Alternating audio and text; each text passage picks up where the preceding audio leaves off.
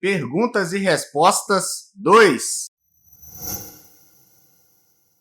Fala, meus amigos, Vitor Ferreira aqui. Percebi também que vocês gostaram do Perguntas e Respostas 1, direto ao ponto, né, sem fazer muitos rodeios. Então a gente vai fazer o Perguntas e Respostas número 2. Antes de começar, te convido a curtir, compartilhar e se inscrever no grupo do Telegram. Então vamos começar. Como tratar endometriose? Como sempre, para tudo na vida, a gente precisa ir na causa. Existe muita relação da endometriose com baixa progesterona e outros problemas também, como estresse do dia a dia, falta de iodo, poluição ambiental, genética também. Endometriose também tem um componente genético, tudo isso aí pode interferir. Então, investiga com seu médico a causa do problema, porque indo na causa, você vai estar tratando de fato. Como mudar para alimentação saudável?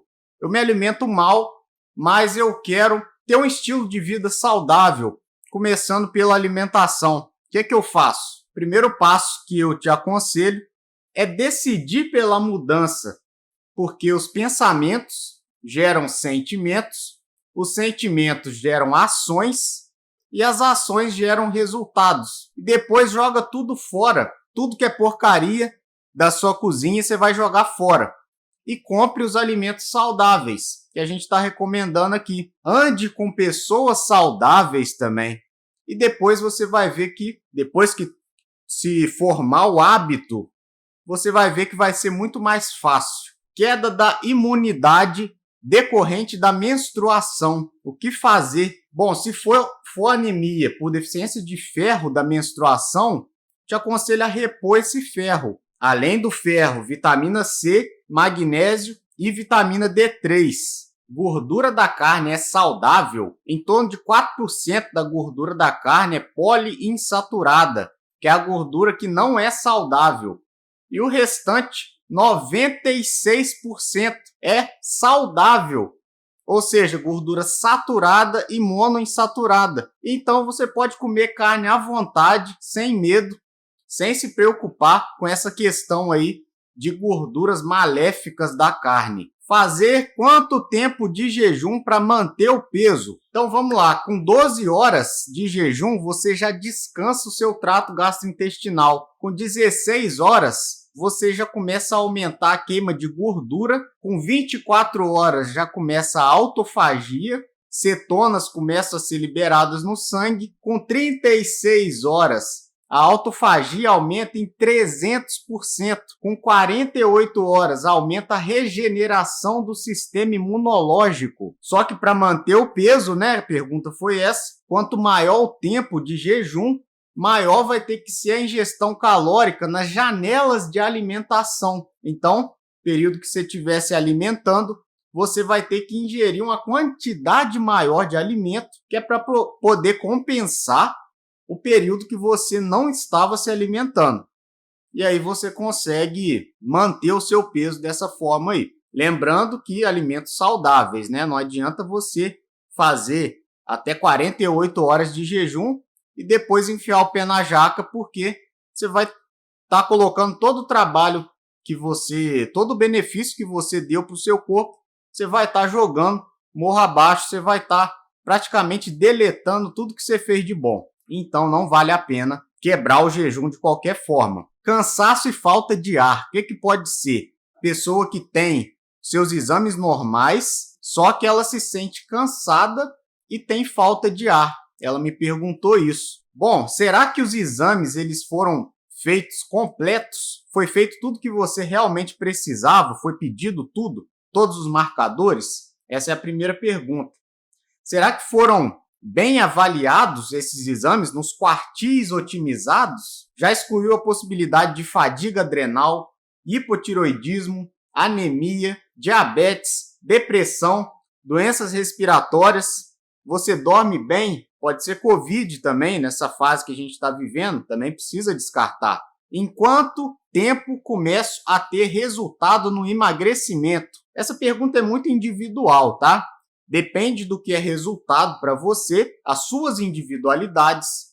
outros fatores envolvidos no emagrecimento, tá? Não tem como eu te falar em quanto tempo que você vai ter algum resultado.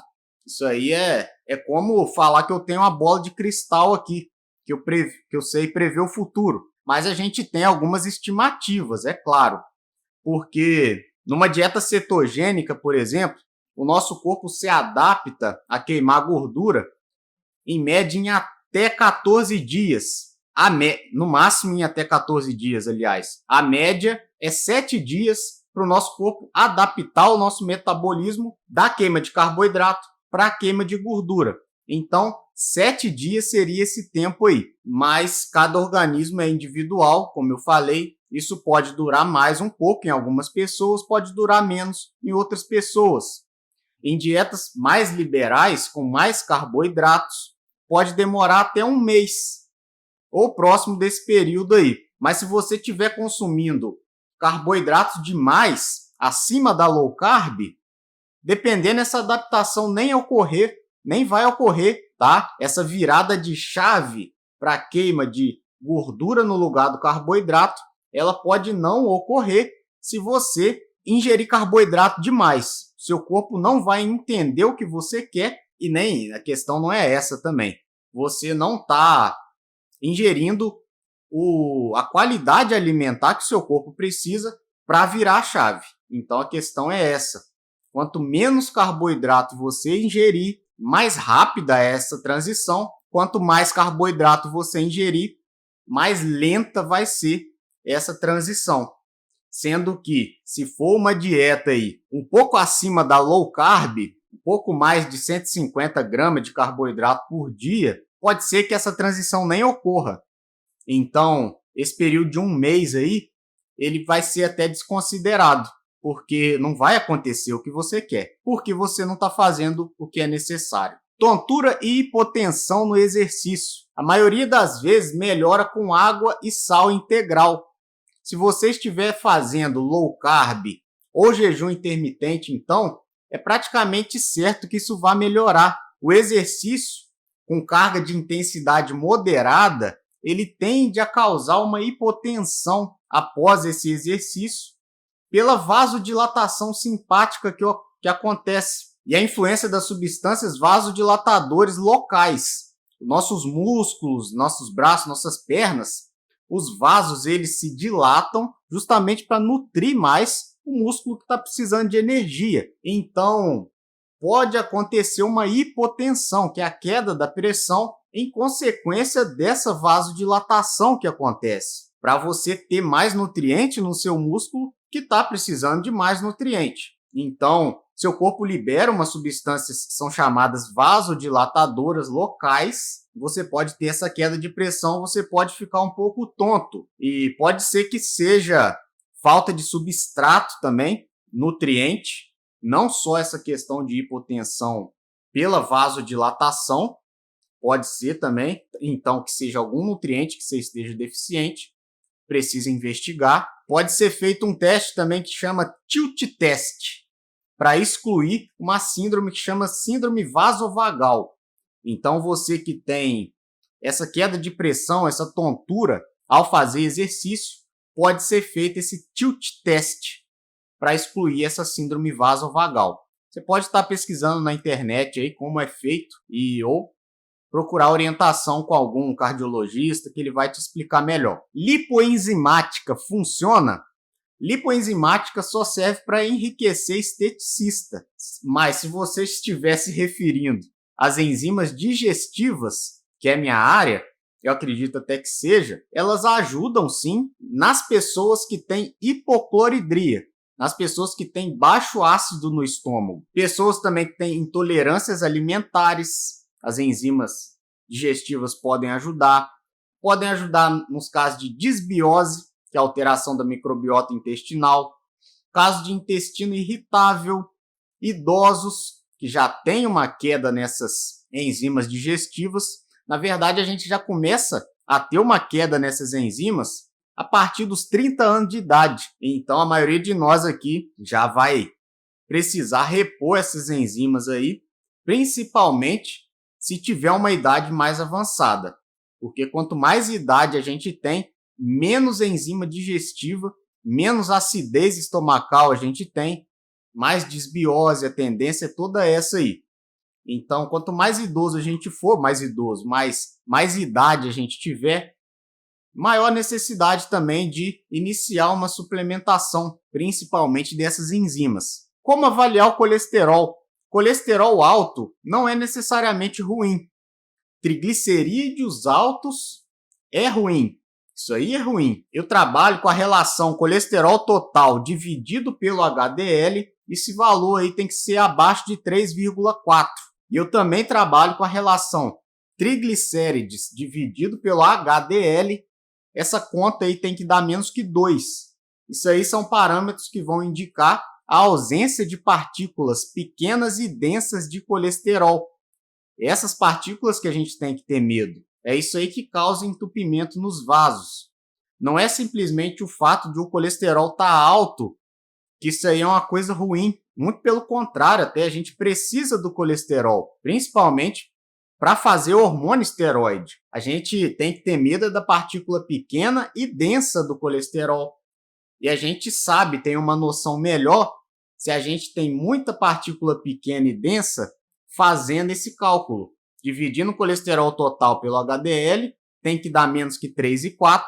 E dividindo o triglicéride pelo HDL, tem que dar menos que 2. Se der mais que isso aí, quer dizer, mostra pra gente que tem uma chance de você ter essas partículas pequenas e densas, que são as mais perigosas.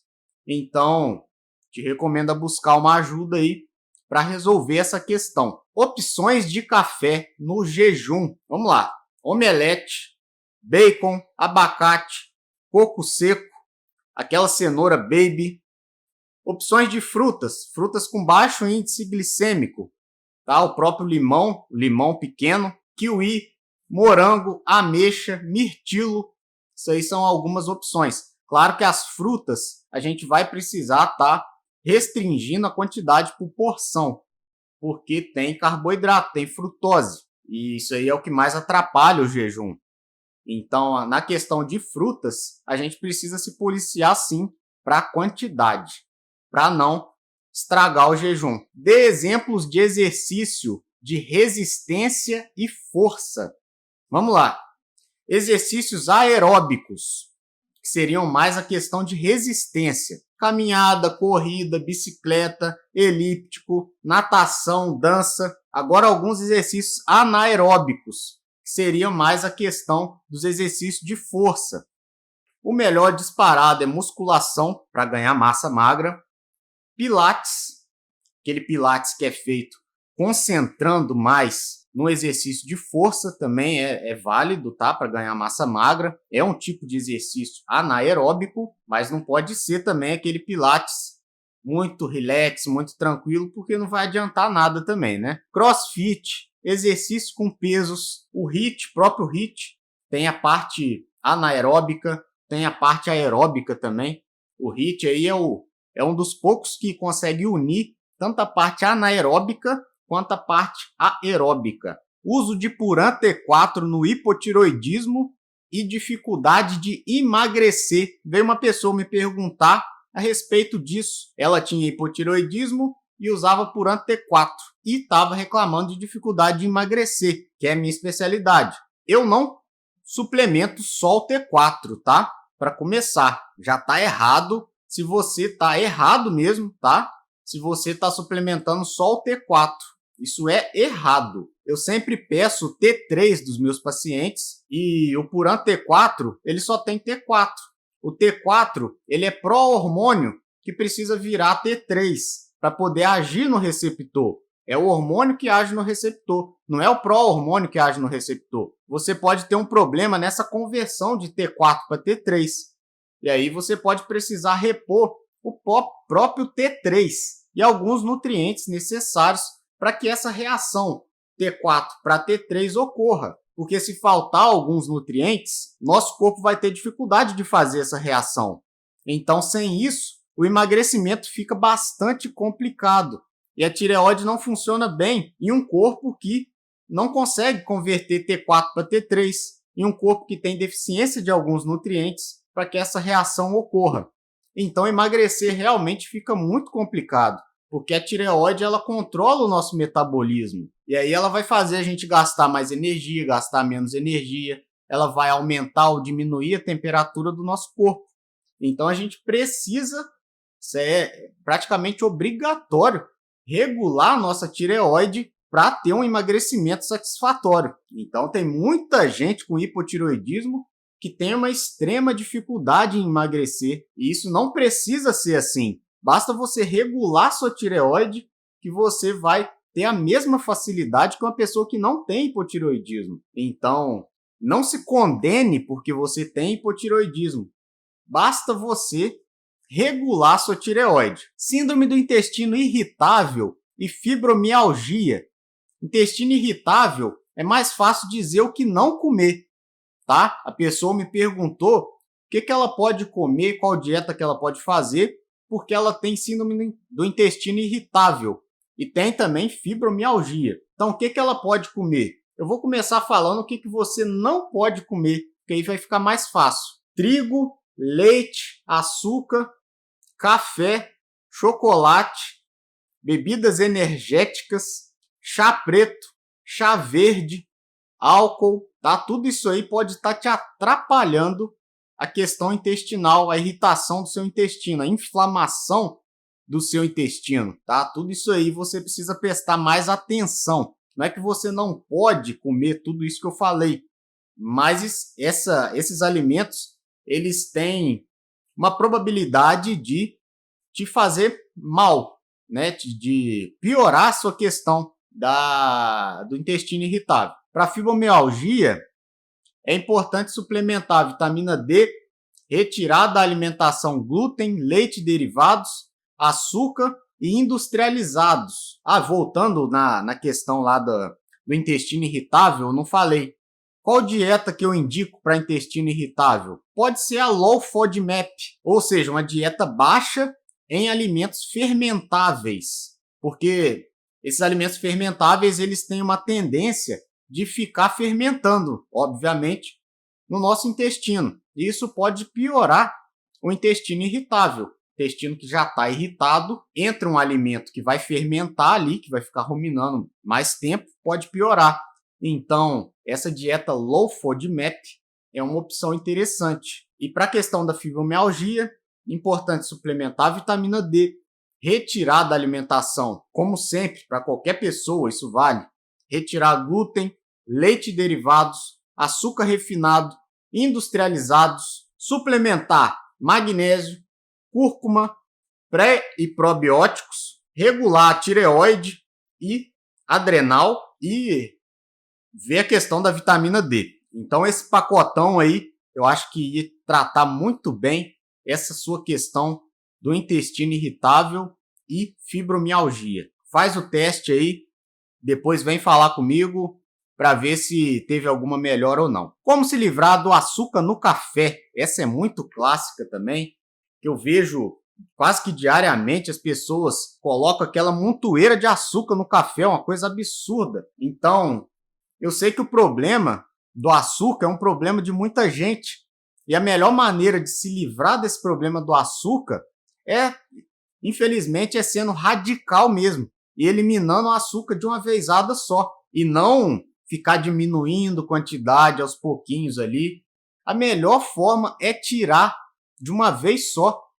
Mas, se você precisar de uma ajuda, você pode usar uma canela no café ou até a estévia. Low carb e jejum com amamentação. Posso fazer low carb se eu estou amamentando? Se você estiver amamentando, te recomendo a não seguir uma dieta muito restrita em carboidratos. Você pode fazer uma low carb sim, mas você não pode restringir tanto os carboidratos.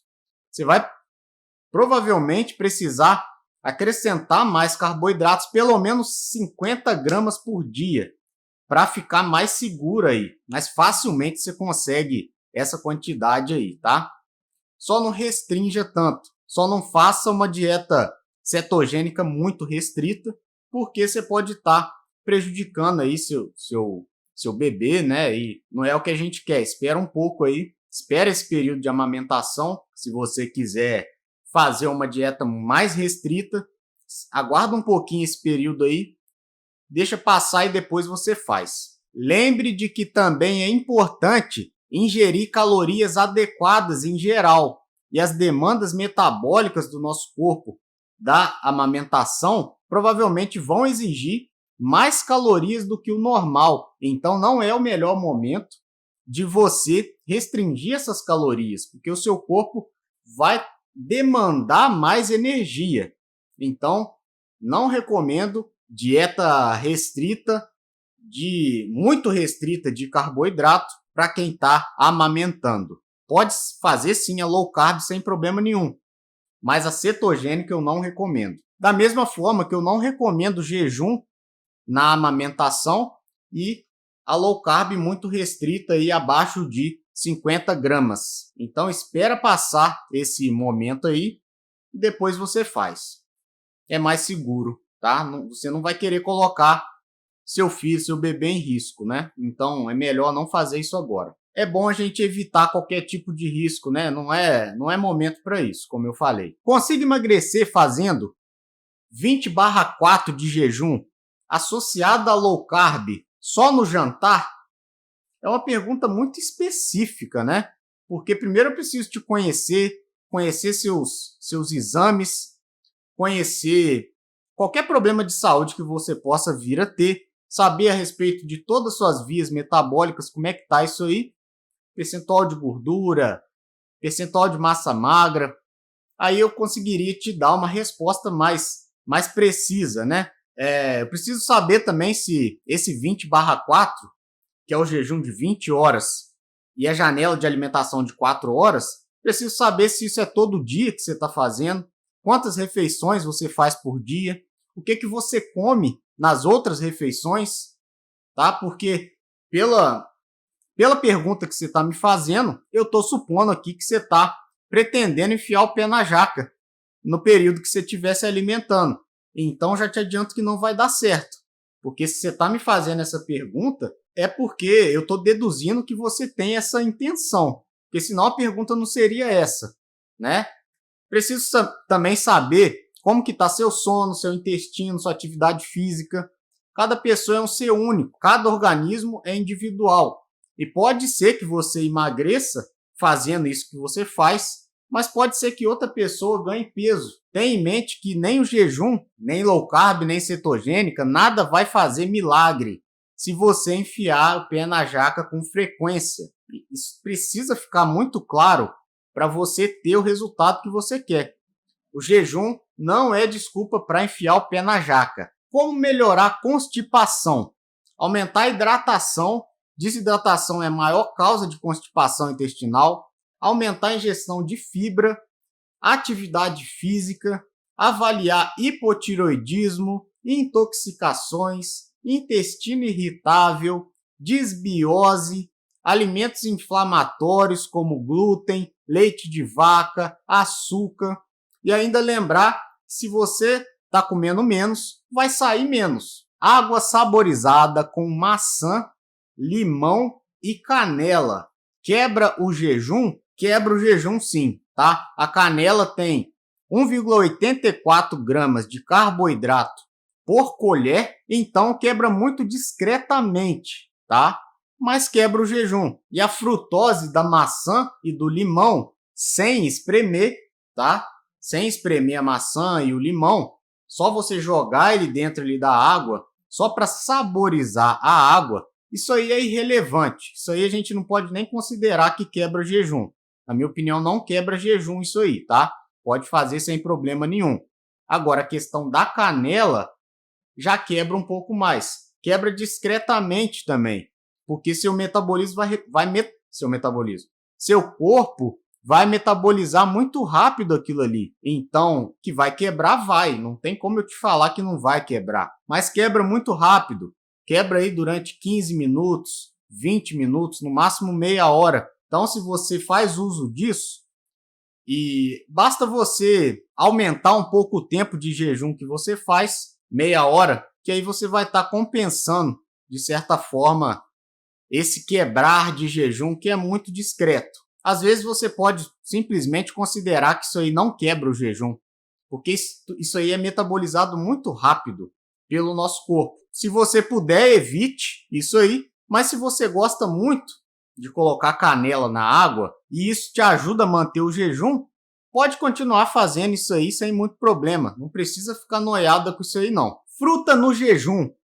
Pode? Depende da fruta.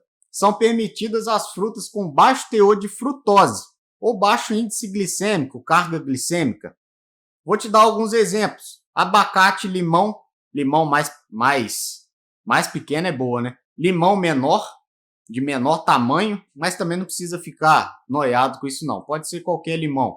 Mas se você pode escolher, escolha um limão de menor tamanho. Então, abacate, coco, limão, morango, ameixa, mirtilo.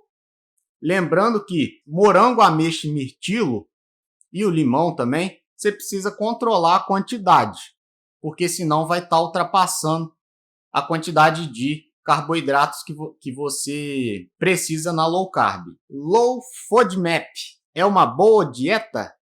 Eu acho que tem o seu lugar sim, na síndrome do intestino irritável, como eu já falei, na doença celíaca também, na intolerância ao glúten, lactose também, na SIBO, que é o super crescimento bacteriano no intestino. Fora isso, eu não aconselho, tá? Porque a gente acaba abrindo mão de alimentos naturais fermentados que podem ser importantes para as nossas bactérias intestinais. A Low FODMAP, como o próprio nome diz, é baixa em alimentos fermentáveis. E a gente não quer isso na maioria dos casos. A gente quer esses alimentos fermentáveis para nutrir as nossas bactérias intestinais. Mas essa dieta tem o seu lugar nessas condições específicas aí, de intestino irritável, doença celíaca, intolerância ao glúten e lactose e na SIBO. Beleza? O vídeo de hoje foi esse. Se você gostou, deixa um like, compartilha, se inscreve no grupo do Telegram